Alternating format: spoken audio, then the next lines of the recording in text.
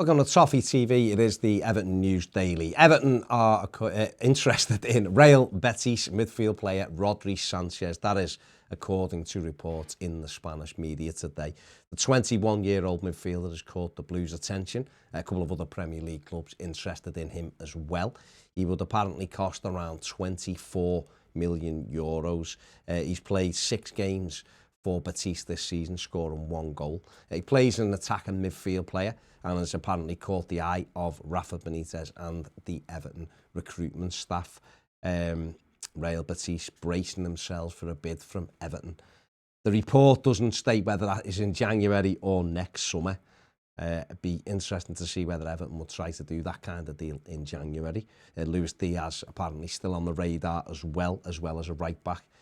Knowing Everton's restrictions in the summer, it makes it difficult to believe that they'd approach both Diaz and Sanchez in January. But it's an interesting link. It's a young midfield player, more creative than what we've got. So, you know, quite clearly highly rated. So it'll be interesting to see whether Everton do actually follow that one up.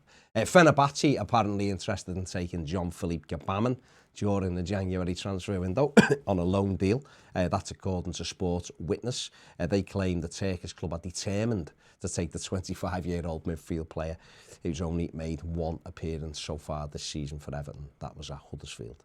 Leighton Bains is now working as the assistant manager in Everton under-18s side.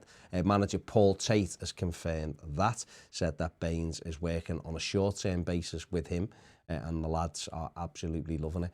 As he also goes on to talk about Bains developing his coaching techniques as he goes through his coaching badges.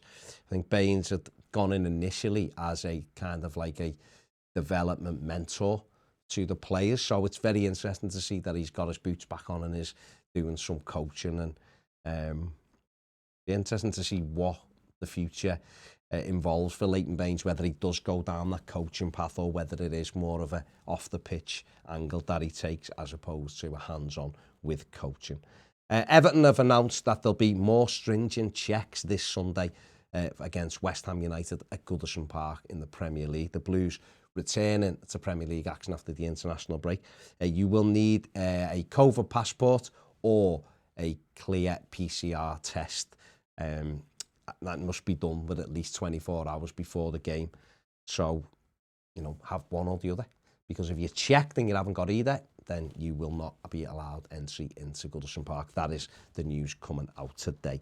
And finally, Bramley-Moore dock Dredger has been seen resting in the Canada dock. A lot of people asking questions about this one, the Dredger, which we know has been putting the sand in part of the infilling of Bramley-Moore dock. There's been a simple explanation for it, and that is that it isn't used to get the sand that is actually infilling Bramley-Moore dock. Another ship brings that sand into the area, and then the Dredger puts it in. While the Dredger isn't in operation, it rests in Canada dock.